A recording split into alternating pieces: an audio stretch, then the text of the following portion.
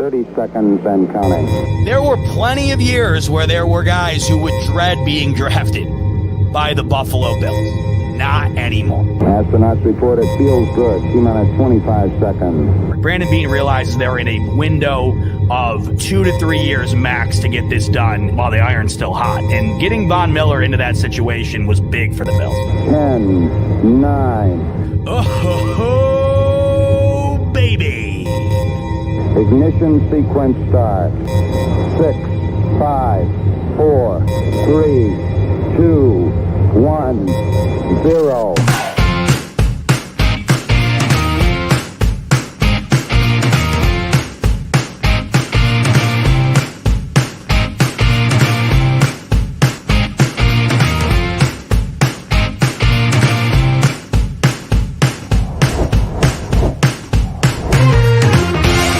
Great interview, guys.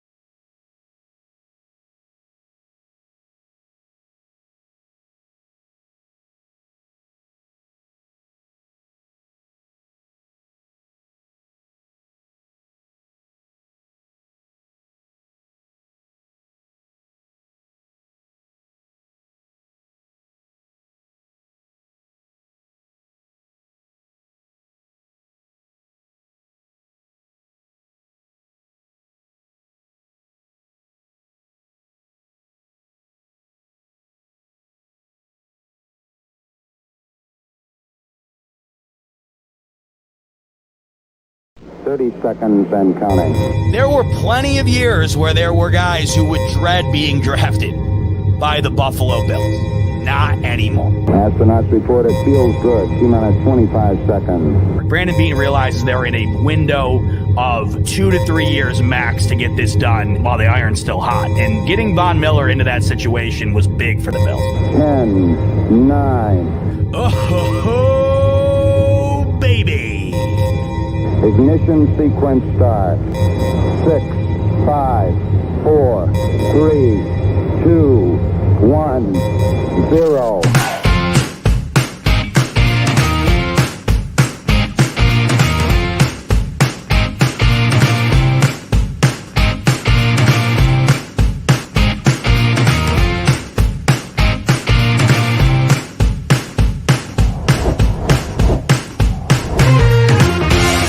Great interview, guys.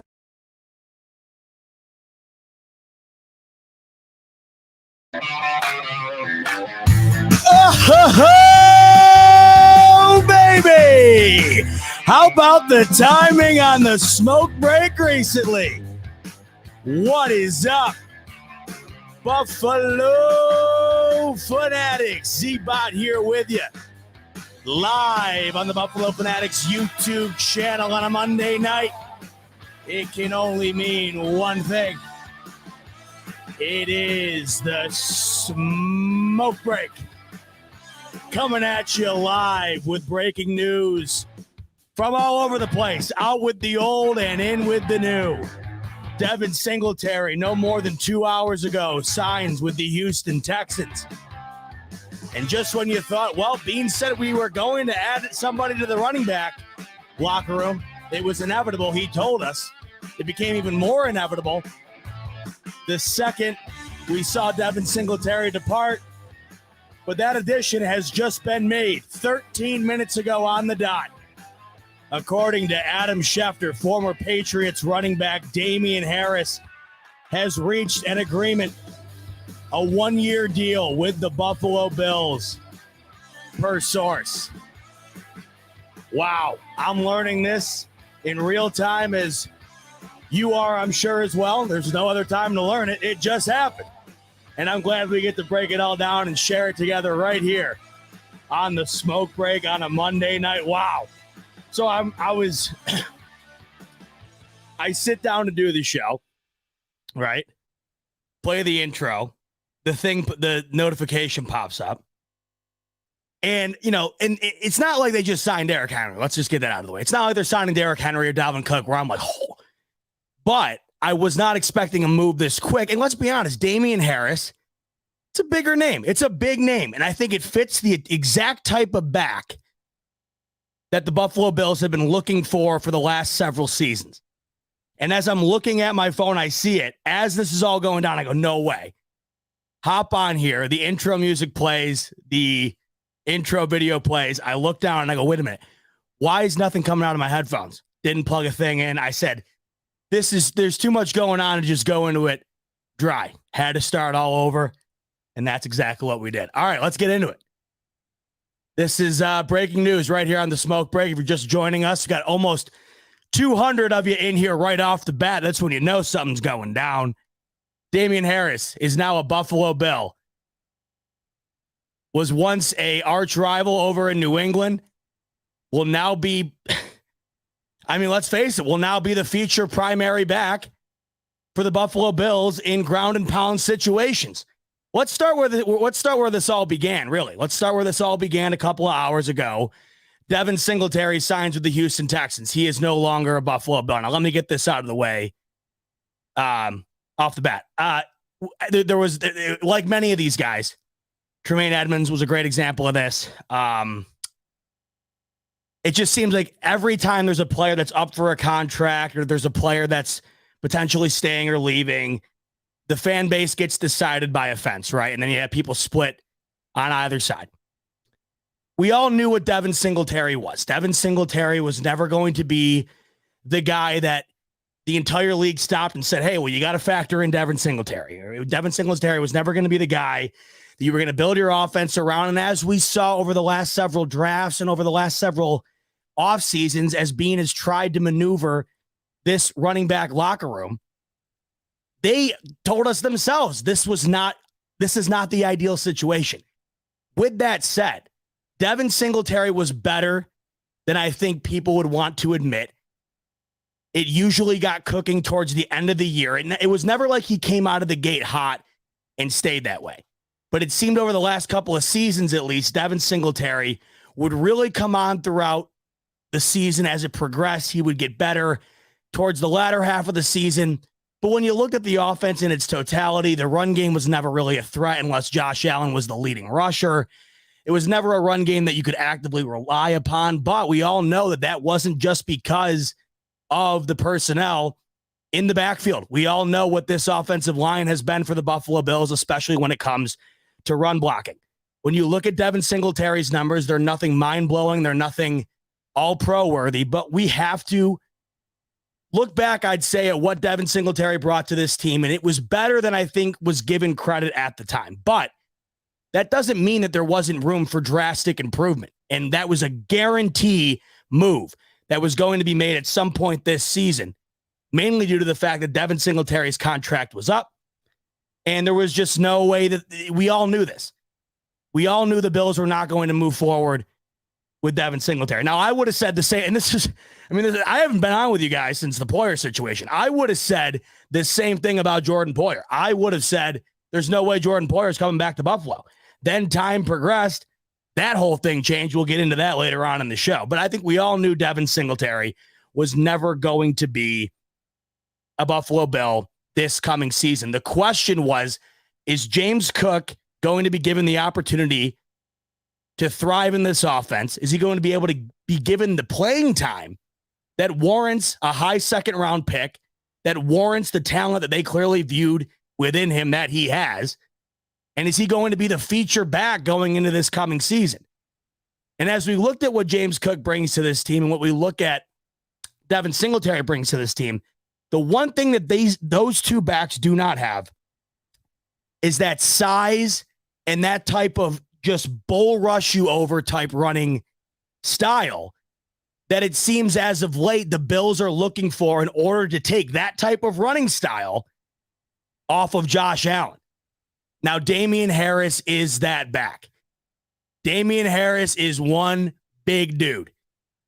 And we've played it. I mean, let's just get into the numbers here, because Damien Harris is a guy that we have squared off against for a long time. I mean, it seems like, I know he hasn't been, let's take a look here.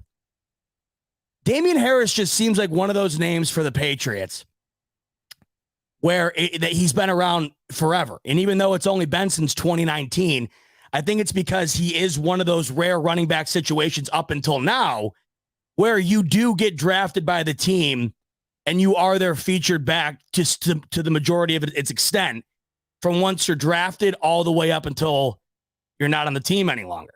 And that's exactly where we see Damien Harris find himself today. Now, I would not have guessed that he would have been in the cards for the Bills. I did not hear that name get tossed around as much as I heard other names. But I think we realize a handful of things right now.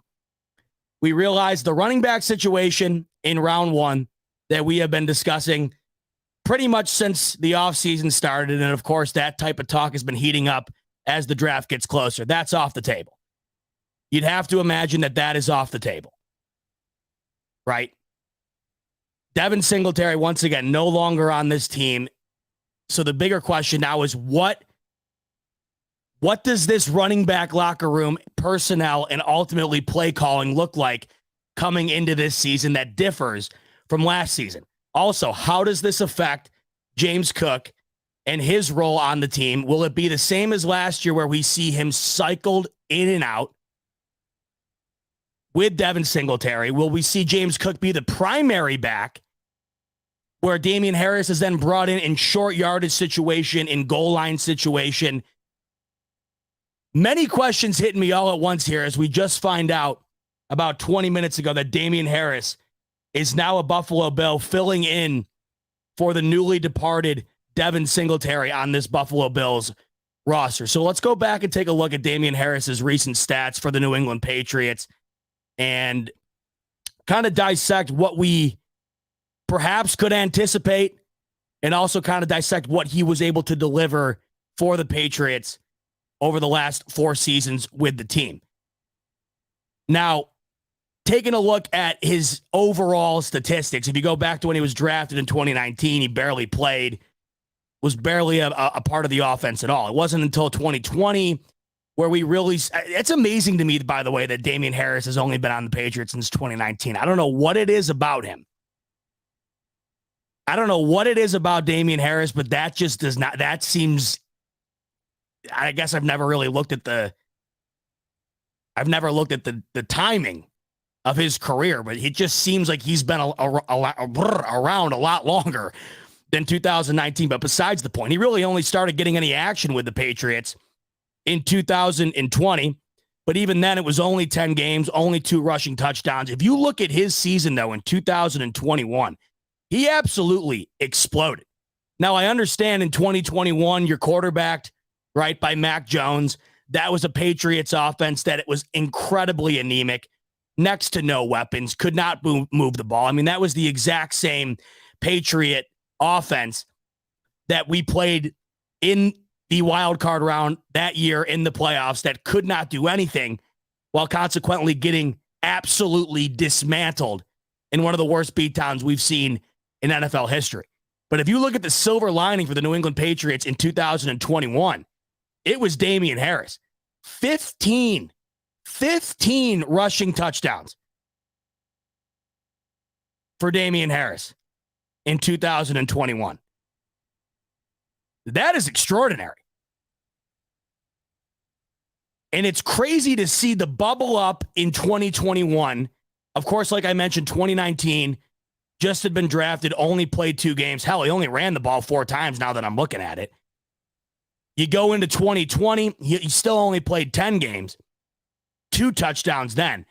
But the spike in 2021 to 15 touchdowns. So he goes from 2020, 2 touchdowns, 691 yards.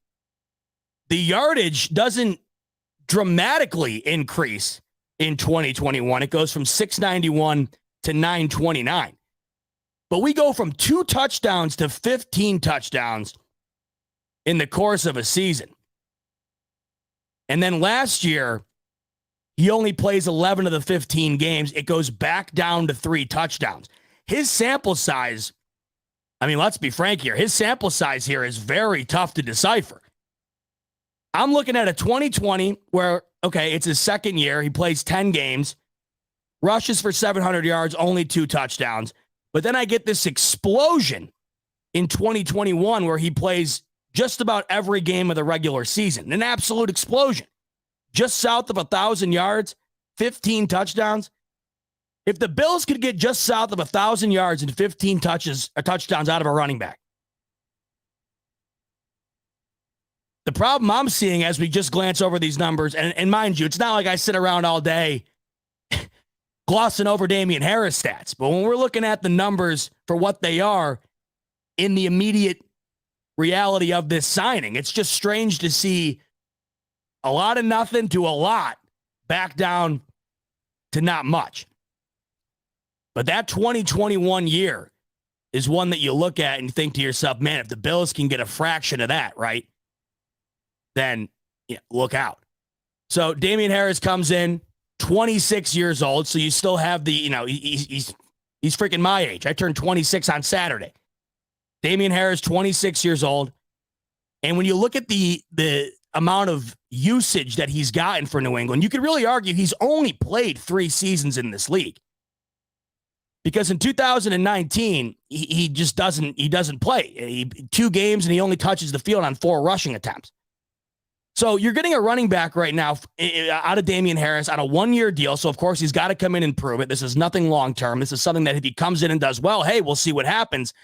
But like many running backs, they're constant prove-it deals. That's what this situation for the majority of the position throughout this league has become.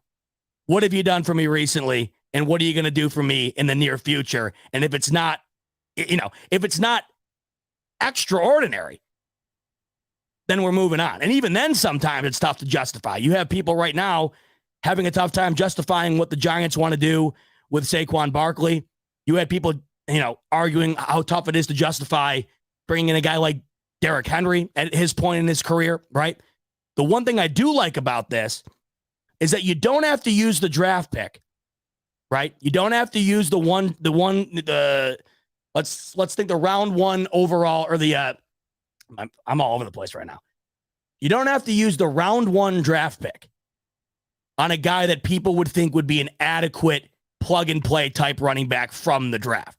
I don't think anybody was getting ready to sign up again for another 2nd or 3rd round running back pick to cycle through that type of that type of running back locker room structure again. We've been doing that for the last handful of seasons. The Bills have been looking for a guy to go out and get to put in right away that they think can fit the needs of this team. And I think at first, one of the biggest needs that Bean made it seem like he wanted out of this offense from that positional group was a running back that would be advantageous for the Bills in the pass game. That is James Cook, right? But then additionally, you want that running back that's going to be able to take the burden off of Josh Allen in situations where he does not need to get lit up any more than he already does. Josh Allen gets hit harder and more frequently than just about any quarterback in this league. And when you can mitigate that, I mean, we talk about this all the time on here. It's not something that I necessarily, well, frankly, it's just because it hasn't come back and bit anybody in the ass yet, right? But with Josh Allen, it's one of those things that we don't get up in arms about more than maybe we should because he's been completely healthy for the most part. And half the time when he takes a hit that looks vicious, he gets up and looks like he wants another one. I mean, he's nuts that way. I forget what game it was. You remember the hit Josh Allen took on the sideline? I mean, he got popped and he got up and he was laughing. I mean, that's the type of guy Josh Allen is. He's not going to get out of the way. We all know that. Josh Allen's not going to get out of the way. So Bean and the rest of the regime know, okay, well, we need to get somebody in there for the situations that don't require Josh Allen to have to do that because God knows he's not going to get out of the way himself. Let's get this offense into a situation where we can have a back that can ground and pound the way that we've been looking to do for the last several seasons and just have not been able to do so with anybody other than our quarterback. Let's see what Ismail's coming in here and saying with the super chat. He's saying, can he play special teams by Taiwan? Great question. Let's take a look. If you're wondering on the measurements and his overall, just body stature of Damien Harris, 5'11", 213 pounds. I think to me, he looks bigger than that. I want to go ahead and compare that to Devin Singletary's numbers. Let's take a look here. Okay. Yeah. So, I mean, it might not seem like, I'm sure on paper, it doesn't seem like a lot, but the difference between 5'7" and 5'11", I think we all know the difference. I've interviewed Devin Singletary multiple times in person, and that's another reason, back to what I was saying off the top of the show, I do hate to lose him. It's like every player. And I'll get into later about Isaiah McKenzie because he's just the perfect example. I mean, that's a guy that I just love. I love Isaiah McKenzie. Really going to miss him on this team. Devin Singletary, I loved talking with him whenever I had the chance. Dude was an absolute grinder, total dog, total team first guy. And you could just get the mentality from him every time you spoke to him, every time you heard him talk to the media or whoever. Just a humble guy who just he's tunnel vision forward. He never steps out of place, never says anything out of character. I always just thought he was a real upstanding guy who wanted nothing more than to be the best version of himself and ultimately the best running back for this team. And I go back to what I say at the top of the show. No, he's not Christian McCaffrey. He's not Derrick Henry. He's not the cream of the crop of this league. But when you go back and look at what Devin Singletary was for this team, at least numbers-wise, and at times visually, it was better than advertised. But in the window that this team is currently in, it was obvious that the Bills had to restructure that positional group in order to get more out of it and in order to help Josh Allen in different ways. The biggest complaint from any person who watches the Bills week in and week out is that the team is 99% Josh Allen and 1% everybody else.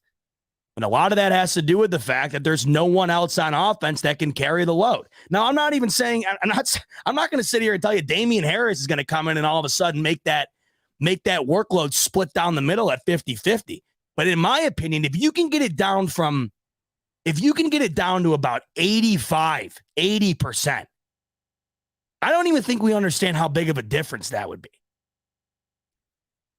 An example of a game that comes to mind, just as far as a game where you watch it and you go back and watch it again, and frankly, anytime you just watch the highlights of it, nothing stands out more than if Josh Allen doesn't have an inhuman-like game for almost the entire duration of it, they don't win. Dolphins, Bills in Buffalo. What was it? Week 15, maybe the snow game, the snow globe game, prime time. Bills clinched the division that night, or they either clinched the division or clinched the playoff berth that night. If you remember correctly, not only did Josh Allen have 2 touchdown passes off his back foot fading away as time expired, right down near the goal line, he also ran the ball like Barry Sanders that night. And the Bills, if you go back and re-jog your memory, they really should have lost that game. They did not allow Josh Allen to unleash the run game and ultimately unleash the Josh Allen takeover aspect of this offense until about the third quarter, and that's when they went on to win it. There were multiple times in that game where Josh Allen just said, screw it. Just said, screw it. Multiple touchdowns that showed you a perfect example of that, and then there were multiple runs, including that one massively long run that got them down into position to either tie it or win it. I forget it. That game was so insane. It felt like everything was happening so fast. But when I think of a game that perfectly characterizes, hey, Josh, it's on you and that's about it, it's that game right there. And when you think back on it, a game where the Dolphins had over 100 rush yards on the Bills in the first quarter, right? How much different could that game have been, the landscape of that game have been, if the Bills just had a guy who could ground and pound it out in the snow and take a little bit off of Josh Allen? Because let's be honest, if Josh Allen in that game, especially in the second half, doesn't play one of the best performances of the entire season, they don't win, and who knows how the rest of the season goes as far as seeding as far as AFC East Championship is concerned. Now I know in hindsight it doesn't matter all that much, but at the time it sure did. And I remember leaving the stadium from that game just thinking, I mean, my God. I just thought to myself, my God. I remember distinctly thinking in that moment, because at that time I knew Josh Allen wasn't going to win the MVP. The MVP race was all locked up. It was a guarantee almost at that point to be Patrick Mahomes. But I remember thinking to myself, man, there is not a guy in the league who's more valuable to their team than this guy right here. Because you just watched on full display one player take over the entire game and ultimately win the game for that team. And I think it's in moments like this when you do focus in on the running back core and you do think, hey, if you can knock that down from the absurdity that it is right now, which is essentially almost 100%, if you can knock that down 10, 15%, how much different does this Bills offense look? Are you kidding me right now that the Bills just traded for DeAndre Hopkins? Is that real? Is that Adam, what are we doing here? What?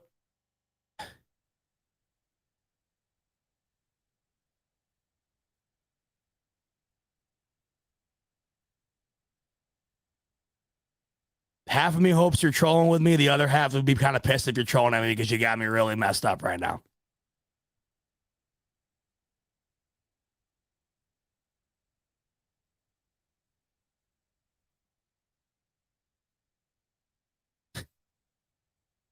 All right, I don't say anything. All right, you're trolling. All right, hey, look, you got me. Wow. Just give me a second right now. I just had a bad thought. I had bad thoughts right there. Just give me a second.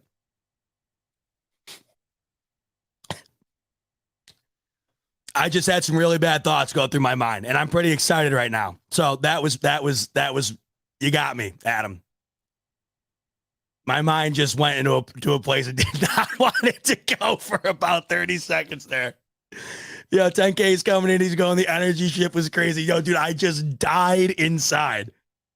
No, I know they're talking about it. That's the thing too. I've been hearing, not that I've been hearing like anybody overwhelmingly reputable saying that there's inside sources on it, but I have been hearing, well, wouldn't DeAndre Hopkins be a perfect fit for the Chiefs? Well, newsflash, who the hell wouldn't, right? But you got me good there. Good for you. That was great. And Sam's asking, do I have mods? No, you're looking at it. That's why sometimes when you see me scrambling around like that, it's because it's just me, myself, and I, right? It's just me, myself, and I. So when I gotta decipher whether or not the Bills got to face it off against DeAndre Hopkins potentially in the playoffs with Patrick Mahomes throwing him the ball, I got to look into it real quick. I'm glad Adam's coming in here, though. The other Adam, he's saying my heart's saying. I'm glad he's saying that, too. I'm glad I'm not the only one. Anyhow, so, look, we do this a lot, and I think this is what all fan bases do, right? Anytime there is a signing. And let's be honest, sometimes there'll be guys, and this goes for every fan base, so this is just the way it goes, but there'll be guys that you have never heard of. And let's be honest, we all, if you're in here watching me right now, I know 99.9% of you are as tapped in and as addicted to the league as I am. There'll be guys that'll pop up on a daily basis that you'll hear is going to one team or the other team, and you'll be like, who in the hell is that guy, right? But then as soon as he's on your team, well, I looked at the 5-minute YouTube clip that this dude from, Arkansas put together. And I got to tell you what, I think he could be the answer. I think he could be the guy, right? We do that with everybody. Shifting over to Damien Harris here. We have yet to see I always have a tough time trying to put the run game into words, because I would say it was respectable to a degree, but it was not feared.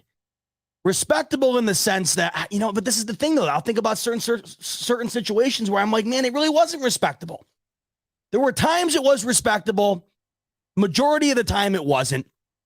But at the end of the day, the entirety of the time, it was never feared. The only thing that is feared about that Bills offense is Josh Allen and his capabilities, right? That's it. And I can't sit here and say, is Damien Harris, or I can't sit here and say Damien Harris is going to be the guy that solves all that. But what I can say is in the last handful of seasons, this is probably the biggest move by this management to try and get a legitimate ground and pound back in there that can take some workload off of Josh Allen. Let's be real. I said this last week. A lot of these moves have been half measures. Back to my Breaking Bad reference. Half measure, full measure. Shout out my man Mike Ehrmantraut. Mike Ehrmantraut took a half measure, bit him in the ass. He realized he'd never take a half measure again. And we all know how much of a badass Mike Ehrmantraut is, right? A lot of these moves have been half measures. I'm not willing to say the James Cook move is a half measure yet because we have not seen enough of them. But the Breida signing was a half measure. Zach Moss is a half measure. And then you look at what they're trying to do and what they've been doing towards accomplishing that, and nothing has quite landed. And I got to say right now, at this point in the year, going into the draft and then ultimately going into the season, this is probably as good as you feel about this running back locker room in a while. Let's think about that. This is probably, at this point in the year, about a month out from the draft, this is probably as good as you feel about the Bills running back room in a bit. And that's not even to say Damien. I don't know what Damien Harris would have to come in and do to revolutionize this running back room. But I got to be honest with you. I don't think it's a whole hell of a lot. I don't think that we don't have to have these expectations, right, of bringing a new running back and saying, he's got to do X, Y, and Z in order for it to make sense or in order for it to transform this offense.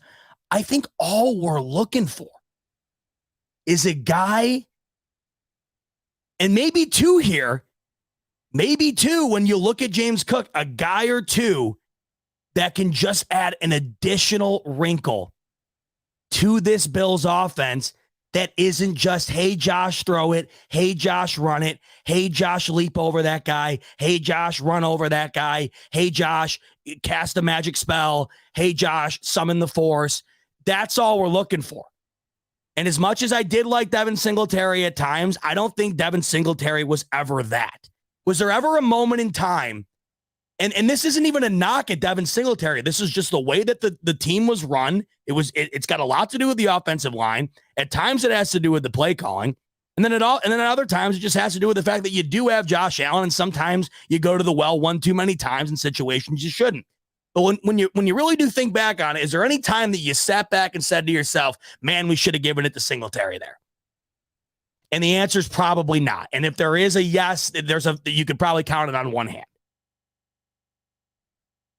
So all I'm looking for is a guy where if we're in a situation, I can say, I want to see Damien Harris get the ball here.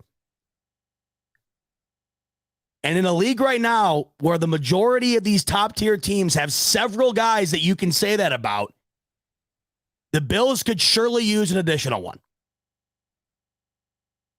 And, it would surely help. It would surely help if it didn't come down to having to be a guy that Josh Allen had to get the ball to. Bobby, are you just coming in, brother? Because, yes, we did get Damien Harris. My main brother, Bobby Thomas. He's coming in a little late.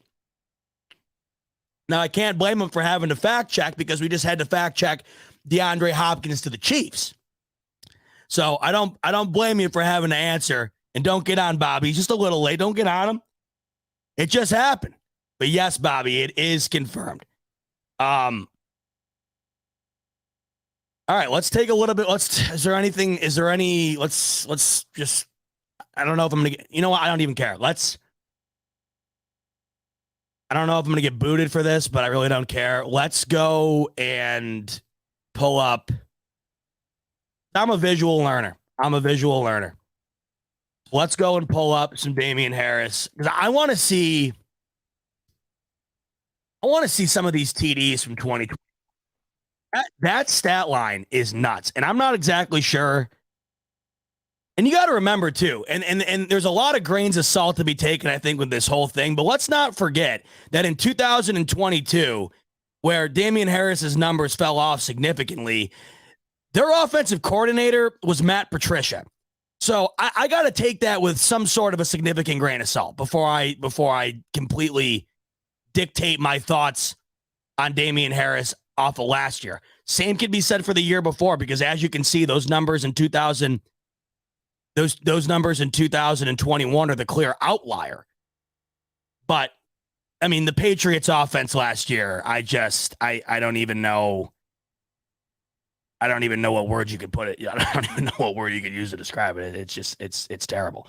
All right. Let me get, let's see here. Here we go. By the way, if you look at this, if you can see see my little search thing here, DeAndre Hopkins, Chiefs. You got me good, Adam. All right. Let's take a look here at some highlights from Damien Harris and see what's coming to Buffalo. I mean, let's do it. This is all live in real time here. Shout out the YouTube channel. What do we got here? Sports Productions. Go shoot him a subscribe. Shout out to him for him or her or whoever for putting this highlight reel together. So here we got 2021 highlights. Damien Harris.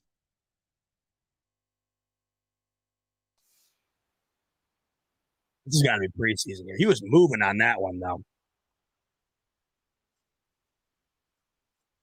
See, you can just see the size there, right? You can just see it. The difference is, I think, with a guy like James Cook, you're going to see more bursts on a run like that, right? That's a hell of a run. We also have to take into consideration, too, a lot of this is going to come down to this O-line play, which we all know what that's been. See, right there is what I'm talking about, right there. This run right here. This is the run that the Bills management has been looking for, right here. I mean, if you go back, let's go back to this one, right? Let's go back to this.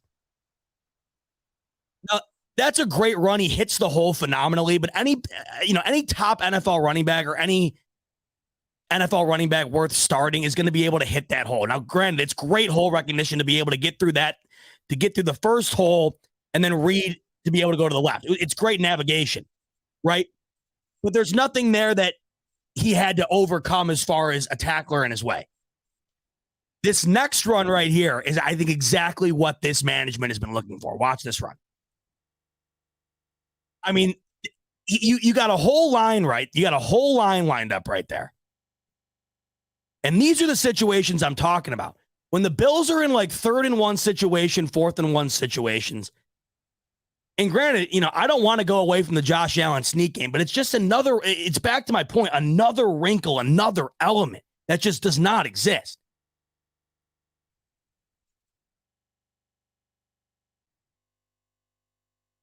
I mean, you had two guys in it. I mean, look at that's. Oh wow. I mean that's. I don't know of a. I mean, obviously this is hindsight, of course, but I can't think of a time a Bills running back has had a run where he's broken 5 tackles for a touchdown. Since Josh Allen's. Look at this angle. I mean, so you dodge out. You dodge out of the initial tackle. Behind the line of scrimmage.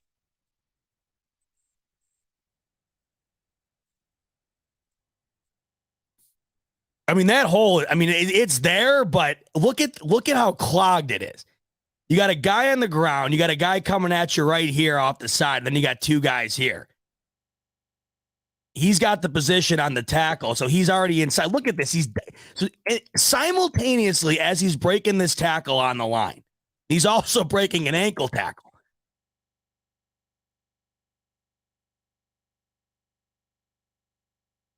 I mean, of course, and what did I just say, by the way? What did I just say on here like 5 minutes ago or 10 minutes ago?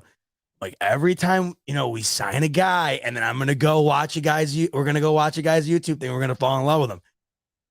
But that right there, folks, that's a hell of a run. This is a hell of a run. And I just don't think that you want to know on this team currently who's making that run right now is Josh Allen. The only guy on this team currently right now making that run is Josh Allen. And like Papa Nick said, I mean, honest to God, that's a Marshawn Lynch type run. Where just when you think you got him, you don't. Oh, you didn't get him again. You didn't get him again. You didn't get. Holy shit, he's in the end zone. We all know those infamous Marshawn Lynch runs. Now, we're having fun here. Don't anybody ever come back and say, oh, Z-Bot had Damien Harris as the next Marshawn Lynch. Stop. But I'm saying, and it's a good point that Pop and Nick's coming in here and saying, Marshawn Lynch, maybe Fred Jackson. Fred Jackson had his moments. Loved Fred Jackson. But this type of ground and pound bully type run with also a great burst from what it seems to be, it's Josh Allen currently on this roster.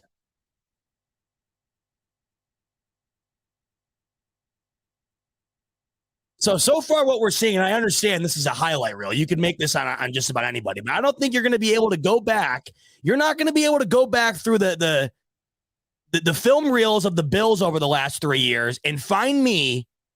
You're not going to be able to go back through the film of the last 3 years of the Buffalo Bills and find me a running back who's going to make multiple plays like we just saw right here. These are 2 plays back-to-back where he's making 2-3 guys miss. What's one of the biggest problems on this team right now? We all know it. It's the inability to get additional yards after contact. This team has not been good at it. The yards after the catch has been horrendous. We all know that's one of the biggest Achilles heels for this team.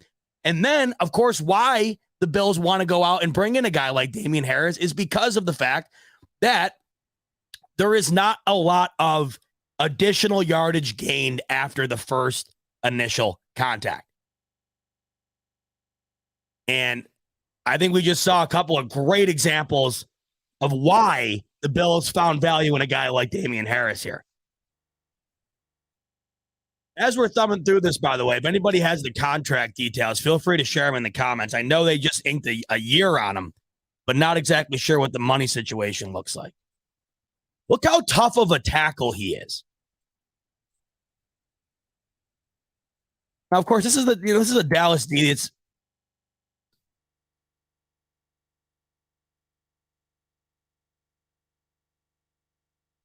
We got 1, 2, we got 3 guys, almost a fourth, having to bring him down there. Who does that remind you of? 17. And as you can see here, where's the majority of his touchdowns coming from? What did the Bills struggle with the most? Or not the most, but what was one of the biggest struggles the Bills had this past season that was pretty head scratching, right? That seemed uncharacteristic to this current team. Red zone. And why is that? Because I think there's a few reasons. I thought the play calling at times in the red zone was just disgusting. I thought there was no creativity in the red zone at times.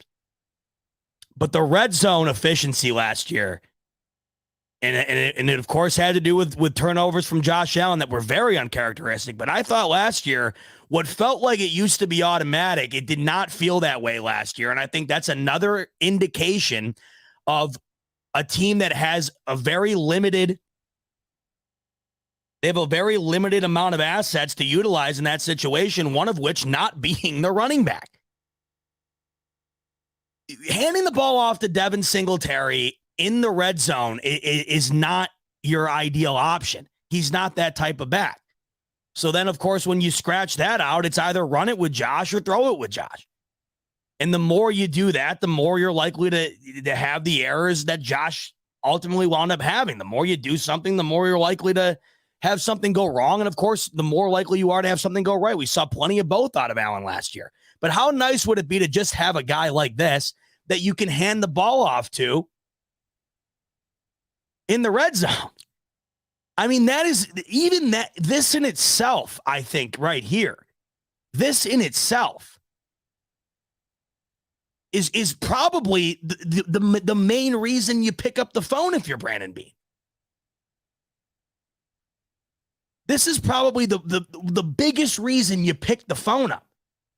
We got a guy that you can actually rely on gaining yards and potentially getting in the end zone when you're in the red zone, who's not wearing a jersey that has a 1 and a 7 on it.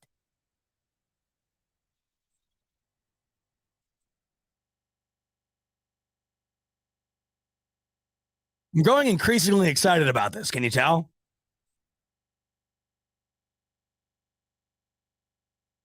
And Dallas wanted nothing to do with him that day, huh? Holy hell! Uh-oh. Uh-oh. Starting to really like this. Well, okay, I could have ran that. And when I say I could have ran that, I mean I could have ran it. I just probably would have torn my ACL at the line of scrimmage, but I could have ran it. See, right here. Like right here. Now, granted, I'm not QB sneaking it with McCorkle Jones.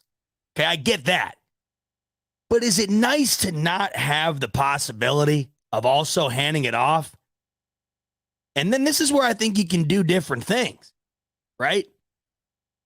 Then you can implement the play action. Then you can implement perhaps an option situation, things you couldn't have done otherwise. I just think that this is what's really hitting me right here. Just as we watch some highlights of Damien Harris, what's really standing out to me right now is the red zone. And I think Mark's coming in here and saying exactly where my mind's at right now. And this is why I think that you'll see just my initial thoughts on this as it all kind of unfolds. And of course, I don't even think we're an hour into having Damien Harris on this team yet. My initial thought when I first saw this is James Cook will very much likely be the featured back, which I hope that is the case. I really liked what I saw to James Cook as the season progressed last year. I felt as though we didn't see enough of it. On 1st and 10 is when you go with a guy like James Cook. And now the Bills have two guys that check the boxes in which they've wanted to check at that position. Right? They wanted a guy that was going to be able to contribute in the pass game, a finesse player, like Mark's saying right here, a shifty player, a fast player, ultimately more of a weapon than a guy that you rely on to hand the ball off and get going. That's James Cook. And we got to remember, they did use a high second-round pick on this guy. And when we did see him in games last year, especially as the season went on, there were flashes that showed you why he was worthy of that pick. All I ask of this year is that we see more of him and allow him to be able to prove that he should or should not be the featured back. That's all I ask.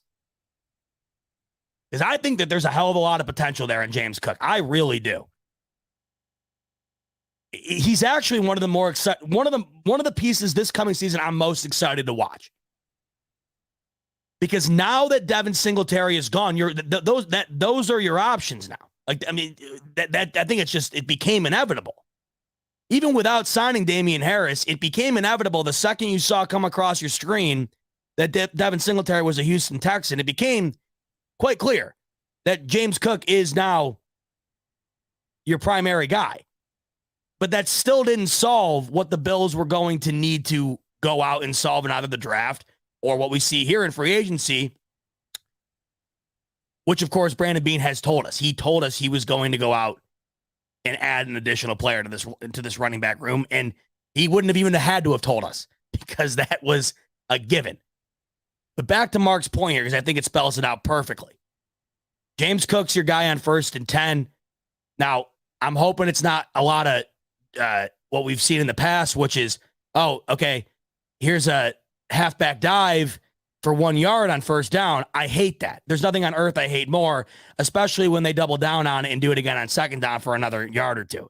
Nothing makes me want to literally gouge my own eyeballs out more. But I think there's an infinite amount of things that you can do with James Cook, not only on the ground, but through the air, that I think we can see develop as the relationship builds with Josh Allen, as the relationship builds with Ken Dorsey, and then, of course, as his experience grows as well. But then when you get to the 2nd down, 3rd down, and red zone area, this is where the signing makes complete sense.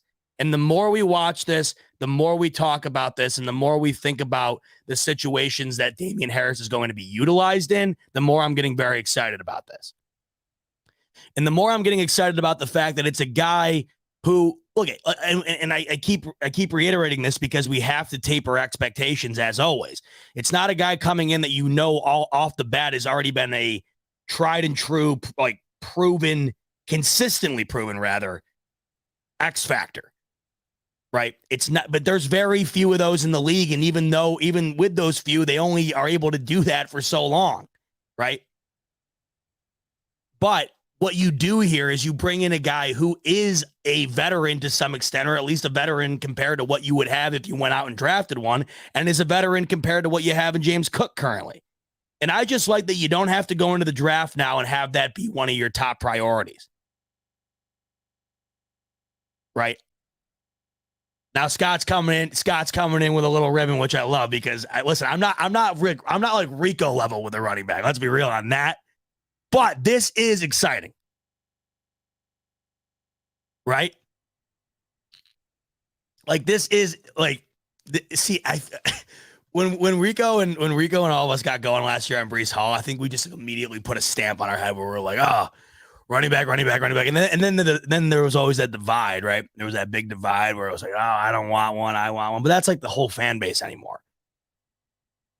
There'll still be people that I'll bet you I'll go on later tonight on Twitter. I'll find somebody who's still looking to draft a running back in round one. But this is another benefit of this whole situation too, is you get this done now. You got a whole month before the draft. And I just think that is off the table, as in my opinion. And if you watched me and Rev a couple of weeks ago, we had a great discussion about this because he made a lot of terrific points advocating for running back in round one. And I completely understood what he was saying, because essentially what his argument was, it's best player available and it's also best weapon to help elevate this Bills offense. And I totally understand that. But if the Bills are able to go out and get a guy like Damien Harris right now that can check that box off as far as power running is concerned, and then give James Cook the opportunity to prove that he is your feature back, your finesse back, your pass game back, then I don't know if it's necessary to have to go and utilize that first rounder right now when you do have plenty of other needs, including, which I hope is where we go in round one, the offensive line that is going to be blocking for said running backs. And that, of course, when we talk about any of this, is going to be the biggest, that's going to be the biggest factor.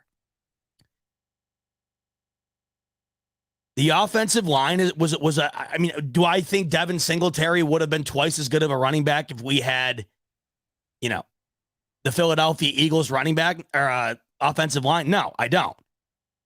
But he sure as hell would have been a lot better. It would have, the whole entire offense would have been better. I mean, that's not, it doesn't take a doctorate to figure that out.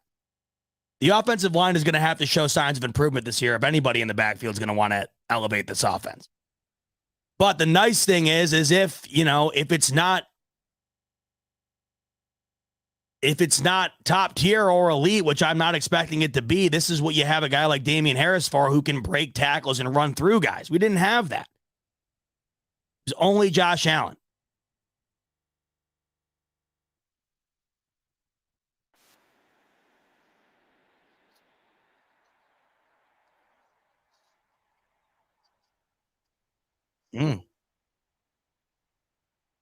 See, like right here, this is actually a perfect example right here. So it's first and goal. You're at the 3, right? The Bills were never, ever going to hand the ball off in this situation this past season. Nor would you want them to. This is back to the point I was making earlier. Was there ever a moment where you were saying, man, I really hope they hand the ball off to Singletary here? And that's not a knock at him at all. It's not his game. That is not his game. You would not want Devin Singletary getting the ball on a dive on 3rd and goal from the 3-yard line. Or really, first, second, 3rd and goal anywhere. You just wouldn't.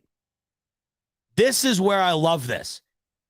Because now on 1st and goal from the 3, this is actually a play that won't piss me off.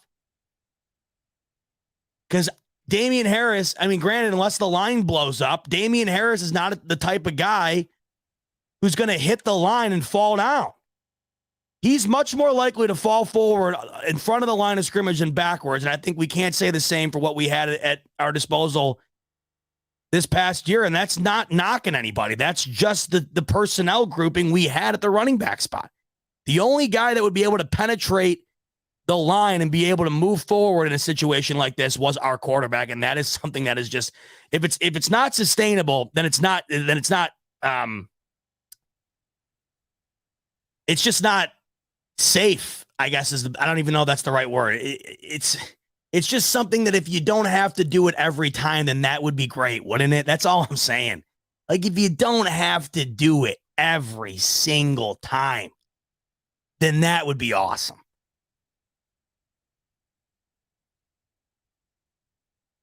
Because it's funny, the more we talk about this stuff, it's like, the more it's like, dude, it is JA. It is JA. Like, let him rip. And it's just, and I think it's the little thing. And this is what I keep trying to reiterate. It's not like he's going to come in here and rush for 1,500 yards. Or at least I don't think he will. God, if he does, this table will be 5 feet above where it's at right now. But it's the little things. It's the little moments where, like, you have a situation in short yardage that you need a couple of yards, but you don't want to run Josh Allen again for the 5th time. You're on the goal line. You're in a 4th and 1 situation.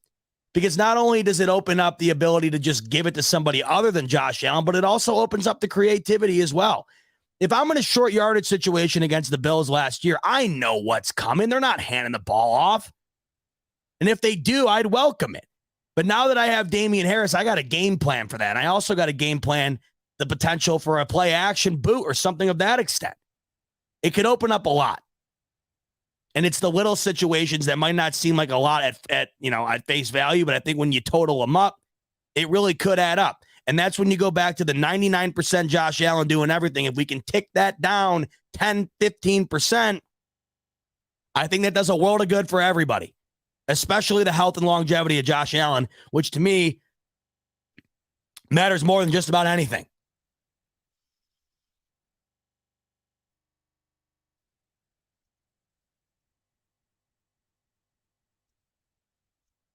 That's what I want to hear. That's what I want to hear week 1. That's what I want to hear week 1 right there. What a day for Damien Harris. That's what I want to hear. I love if we came out week 1 and Josh Allen was like 11 of 12 for $110 and a touchdown. And I look down at the box score. Damien Harris has like 25 rushes and 3 scores. And they just, wouldn't you just love that? When's the last time anything like that's happened? It's not going to happen. And actually, now the more I talk about it, the more I probably don't want it to happen. But actually, I wouldn't hate it. I wouldn't hate it if there was a moment in this coming season where you could look back and say, man, someone else on the offense really made a difference, and it wasn't just Josh Allen having to pull a rabbit out of his ass. The Bills get in the red zone, though, a shit ton. And that's where, and this is the other thing, too, that I think we have to realize. If we go back to these numbers I was talking about earlier with Damien Harris, right? Back to what I said about the offense for the Patriots in 2022. Matt Patricia, okay? Offensive coordinator. Mac Jones, quarterback, right? How often was this team in scoring position, at least comparable to the Bills? My guess is not very, my guess is it's probably not all that close. Right? The Bills get into the red zone or scoring position a lot. Oh, I'm playing myself now. A little smoke break inception. Doing it again. So look at him. Here he is dicing our ass up. So you got to think that those numbers increase just based on the opportunity, because the opportunity sure as hell wasn't there as much for the Patriots last year as it was for Buffalo. Let's go back and watch him beating our ass up here a little bit. Good Lord. I just love to see an open field broken tackle that wasn't Josh Allen. I'll sign up for that. It's already worth it, in my opinion, if that happens. I mean, he is a load. He is a load, this dude. I mean, let's be honest, too. As Bills fans, I can remember a couple of moments where this dude absolutely pissed me right the hell off. Right here was probably one of them. Actually, probably one of them. I was in the stands for this bullshit right here. Oh, that was one of the worst anything I have ever seen in my life, by the way, that game. And the fact that I paid actual United States currency to see it, I still to this day, it makes me sick. And not only that, but it was so cold. Just wanted to point that out. This game right here was truly hell. Truly terrible. But the nice thing is and I'm not exaggerating here, the only highlight of that game is not Buffalo Bill. It comes full circle, I guess. I guess this is my reward for sitting through that bullshit. Look at it. 11-7. Who could forget? Yeah, he beat our ass in that game. Oh, you know what's funny? This highlight reel is like 6.5 minutes long, and already his most highlights have been against the Bills. This is like the first clip of the whole thing where he's had more than 2 plays against a single team. Oh, who do you know? What do you know? Man, he was shitting on us, wasn't he? All right. He was kicking our dick in.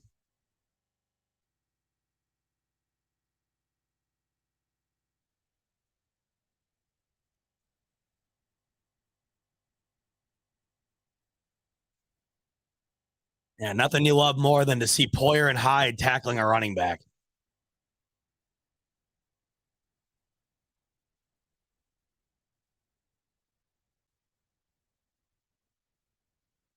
Jesus Christ.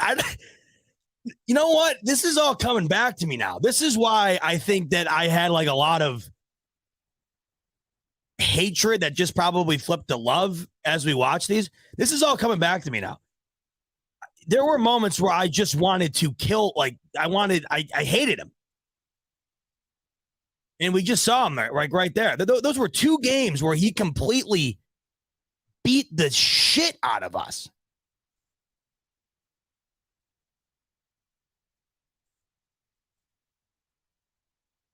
You know, what a year he had that year. My God.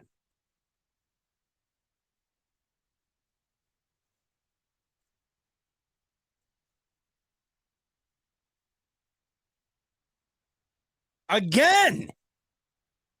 Oh no, this now, you know, as negative as I was about the other one, I will say now this. Excuse me. Got a little itch here. This was one of the greatest things I've ever seen in my life in person. And consequently, it was also probably the greatest thing I've ever spent U.S. currency on, ever in my life. If I could go back and relive those 4 hours like once a month, like if there was a button that I could hit that just said Bills Patriots wild card perfect game. Remember the old Staples commercials? That was easy. Or actually even better situation or a better example. Remember the old Buffalo Wild Wings commercials? These were great. I don't know why they stopped doing them. Remember they were all sitting at the bar and the guy's chilling at the bar. He goes to the bartender. He goes, dude, these commercials were great. Remember he goes, hey man, you mind?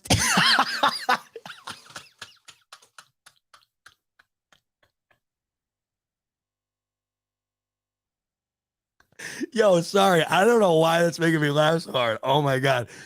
They were so great. You remember the guy would say to the bartender, he'd be like, yo, man, you mind setting this one in overtime? And the bartender would be like, no problem. And he'd lift up this thing and he'd smash a button. And then it would go to the game. And I remember one commercial, the ref, like, I think he activated the sprinkler system so the sprinklers would come out of the ground and then the players like running back at kickoff and he falls over the sprinkler. And then they just ended like, and we're headed to overtime. And it was like Buffalo Wild Wings, wings, beer, sports. Those were the best. Oh my God, I loved those. Anyhow, though, yeah, this night was great, wasn't it? What a good way to end it. Oh, all right. Damien Harris is a Buffalo Bill. By the way, this is always my favorite thing that everyone always thinks I'm stoned on here. I can't remember the last time I've smoked pot. It has been years. Years. I hate it. That's what makes me laugh so much sometimes on here. It's called smoke break because my voice sounds like someone drove a tractor trailer through it. That's why it's called smoke break. It sounds like I've been chain smoking carts since I was in the womb. But every time I laugh, everybody's like, "Oh, Z-Bot's baked." What am I doing? And now I'm kind of like convincing myself I am. Now I'm trying to exit out of this, and I'm hovering over for like 30 seconds. What the hell am I doing? These Bama backs too, by the way. That's the other thing. God, freaking Bama. By the way, hope everybody enjoyed March Madness over the weekend. Holy hell, that was great. Tell you what, it's this time of the year where you need a spark, especially for sports before the draft. My God. March Madness has been freaking awesome.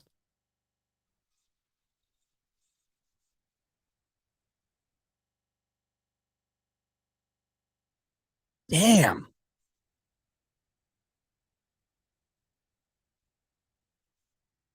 Oh, what do you know?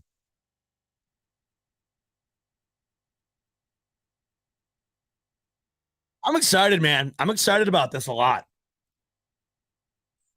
I really am.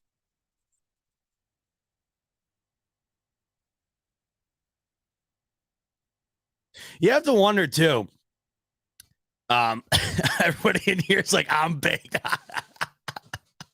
You guys are killing me, man.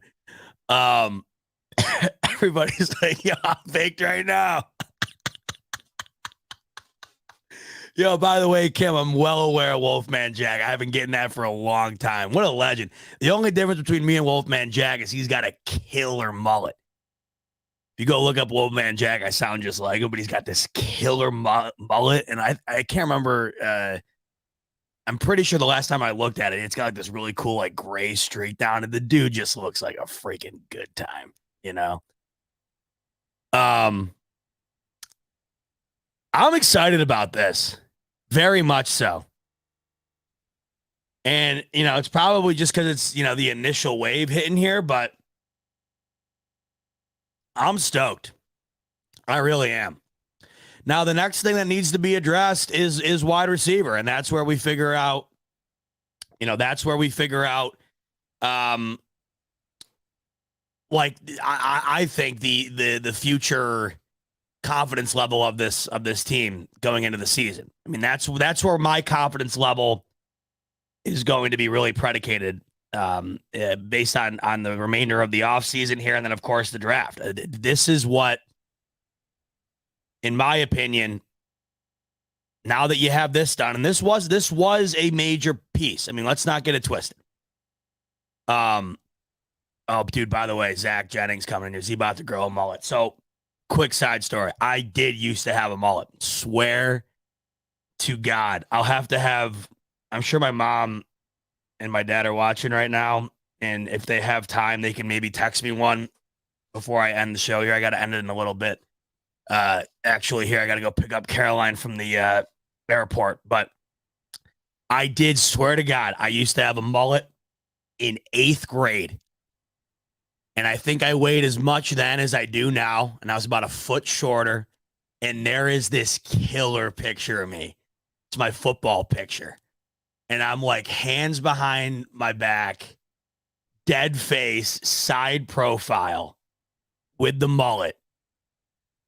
Bro, it was terrible in the best way possible. You know what I mean?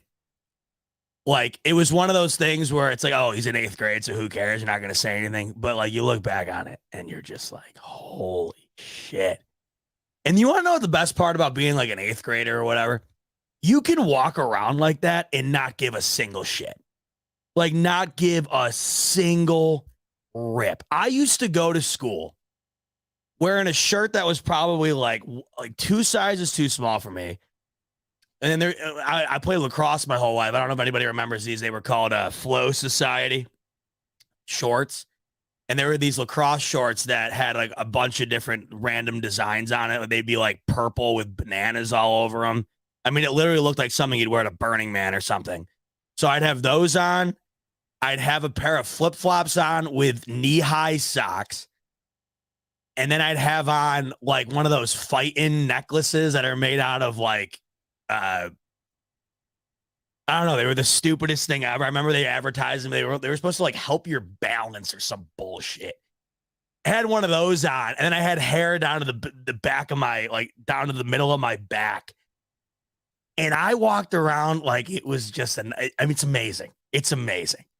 If I think if we all never, I mean, granted, God knows we probably wouldn't even be able to, society would probably implode on itself because we would never have progressed. But if we could all live our lives like an 8th grader, at like just as far as not giving a rip, I think our lives would be way better.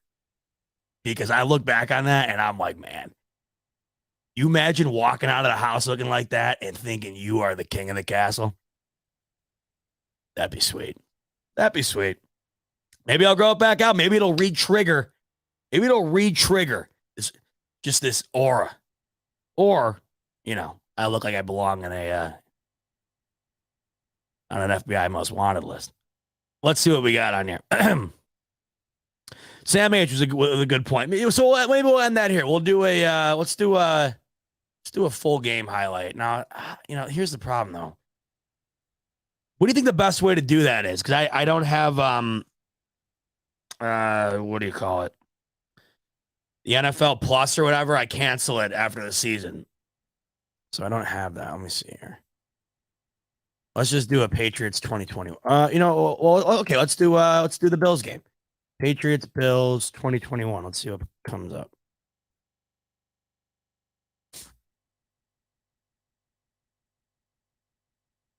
Well, as much as I would like to watch that one, there's not going to be many highlights on that. Is it this one?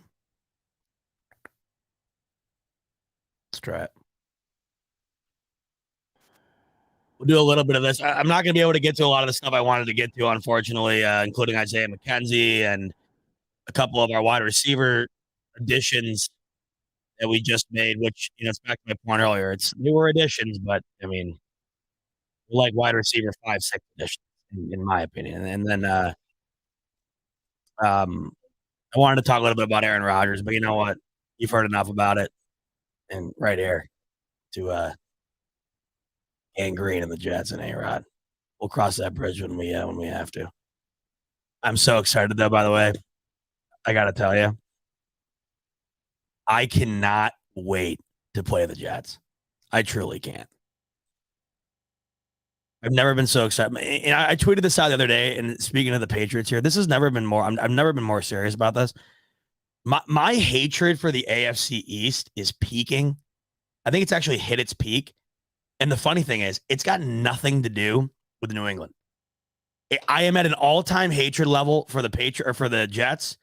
And I'm at an all-time hatred level for the Dolphins. And I think the Patriots are hilarious.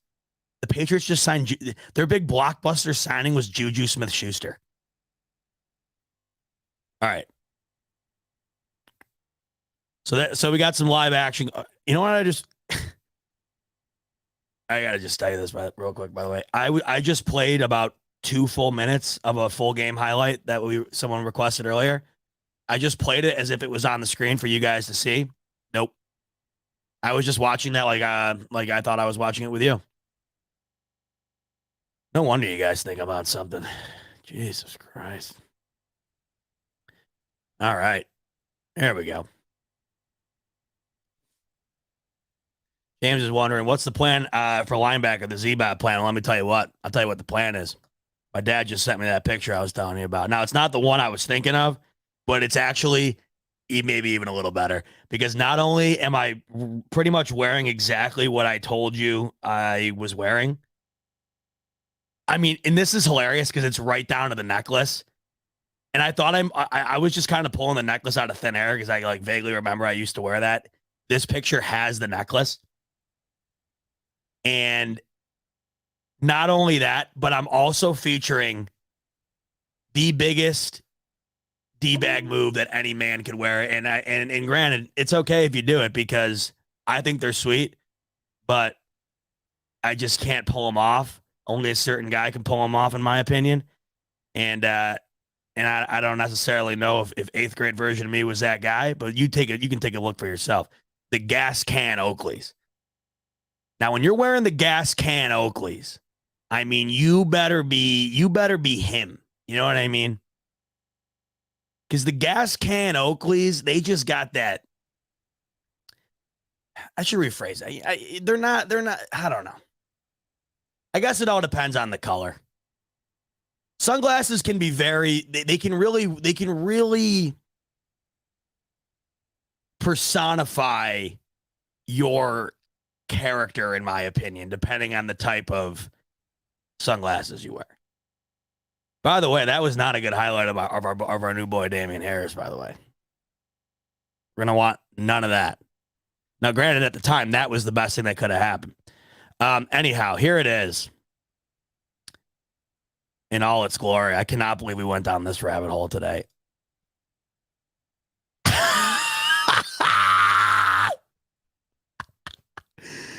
So not only, see, my hair is way too curly. And this is funny. My mom texted me the other day. I guess one of you guys in here, because I didn't wear a hat last week, which is rare. I almost always wear a hat. And I just got my haircut. And I think one of you guys commented in here saying that you guys genuinely asked me if I just got a perm. And my parents thought that was the funniest thing ever. Because I don't think anybody's gotten a perm under the age of 20 since like 1966. But anyhow, this is like a mullet / afro / steal your bitch type haircut right there. I mean, look at that. You imagine, dude, the drip's out of this world. The more I think about it, and you know I was getting ready to rip one top right where mama hides the Oreos. I haven't seen that shirt in a decade. For some reason, that shirt, it says play lacrosse. And you want to know what that said? I still remember to this day. That shirt says play lacrosse. You want to know what it says in sign language there? Baseball sucks. I thought that, as like an 8th grade kid, I thought that was just like the coolest freaking thing of all time. I got to tell you what, though. That's a guy right there I want to hang out with. You know, it's funny, too, because I had a similar voice to what I have now, but it was way higher.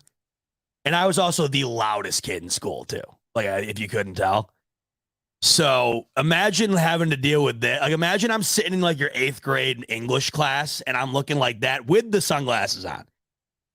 And I'm just going off about how I think that Ryan Fitzpatrick and Terrell Owens are going to be the next Brady, or going to be the next Manning and Marvin Harrison.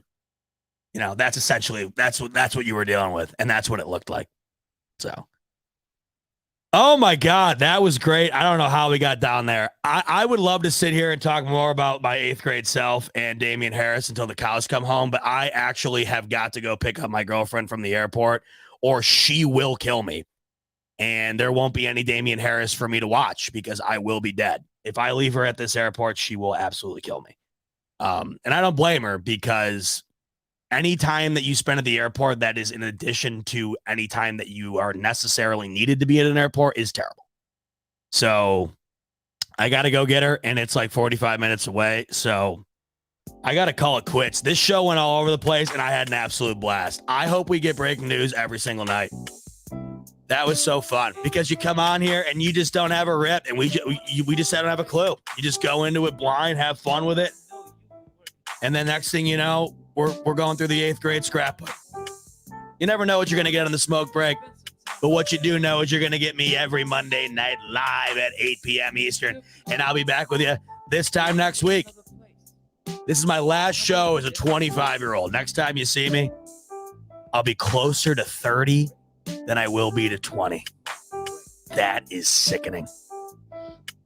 Keep digging into the Damien Harris news, folks. Enjoy it. A lot of fun tonight here on the Smoke Break, and I look forward to being back with you next week. Until then, enjoy the rest of your week.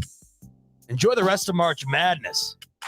And as always, go Bills.